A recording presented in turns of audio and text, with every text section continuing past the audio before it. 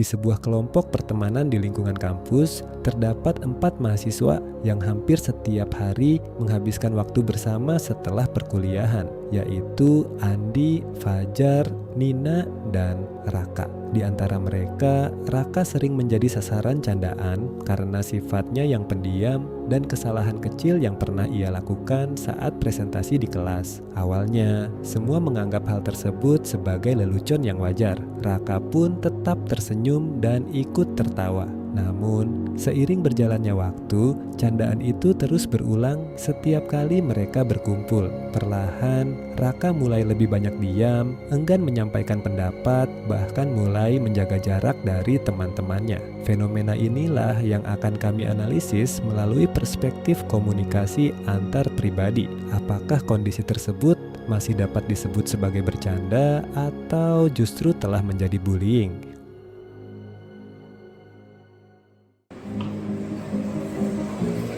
Kalian pernah gak sih punya temen yang selalu jadi bahan bercandaan di circle kalian? Dan biasanya hal itu tuh dari hal-hal kecil sih, kayak dari cara ngomongnya, penampilannya, kebiasaannya, atau bahkan kesalahan kecil yang dia lakuin aja udah bisa diketawain satu circle. Dan teman-temannya bakal ketawakan hal itu, dan kita juga menganggap hal itu tuh hal yang biasa, yang namanya juga bercanda. Tapi kalian pernah gak sih berpikir apakah orang yang dijadikan sasaran bercandaan itu menganggap hal itu juga sebagai hal yang lucu? Menurutku ini menarik banget sih buat dibahas, karena kemungkinan dari kita pernah menjadi salah satu di posisi ini, entah menjadi orang yang bercanda atau orang yang dibercandain. Dan batas antara bercanda dan bullying itu seringkali rancu dan abu-abu. Coba bayangkan dalam situasi ini, pasti dalam suatu kelompok ada salah satu orang yang menjadi target roasting. Seperti ketika dia melakukan kesalahan kecil, pasti akan ditertawakan. Dan ketika ia menceritakan tentang sesuatu kejadian, pasti ada yang menyelipkan lelucon tentang dirinya.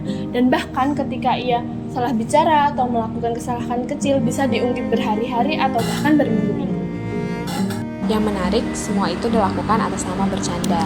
Jadi, orang yang melakukannya merasa tidak ada masalah dan tidak ada yang perlu dipermasalahkan.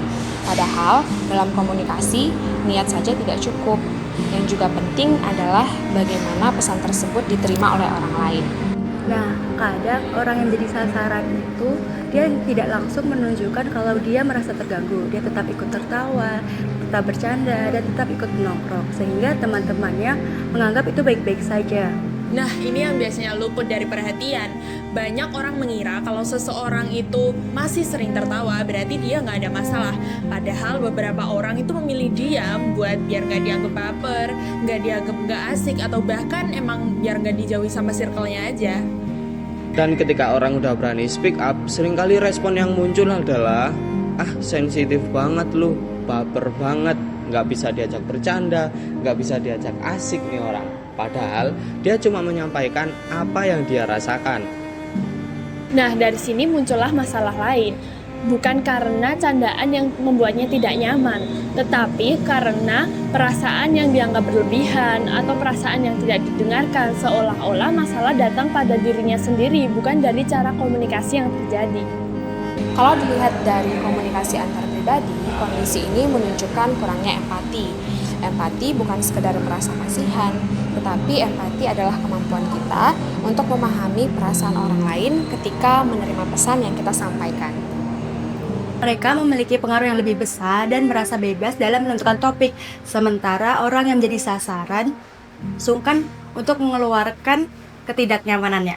Dampaknya mungkin nggak langsung kelihatan, tapi lama-kelamaan orang bisa ngerasa insecure dan makin menutup diri dan makin berhati-hati kalau ngomong.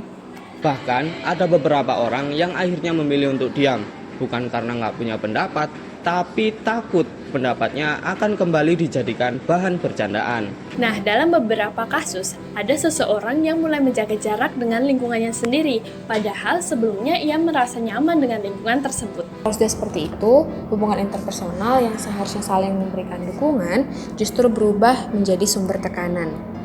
Karena itu, menurut kami penting untuk membangun komunikasi yang lebih empatik. Kalau ingin bercanda, kita juga harus memperhatikan respon orang lain. Apakah orang itu benar-benar menikmati candaan kita atau hanya pura-pura tertawa? Dan ketika ada yang berani speak up kalau dia udah ngerasa nggak nyaman, coba didengerin terlebih dahulu. Jangan langsung dijudge dia terlalu sensitif atau baperan.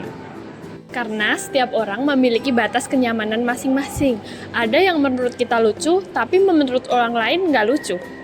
Hubungan yang sehat bukanlah hubungan yang bebas mengatakan apapun, tapi hubungan yang sehat adalah hubungan yang tetap saling menghargai meskipun sudah sangat dekat. Jadi, menurut kalian, kalau seseorang terus dijadikan bahan lelucon dan dipaksa menerima, apakah masih bercanda atau termasuk dalam bullying?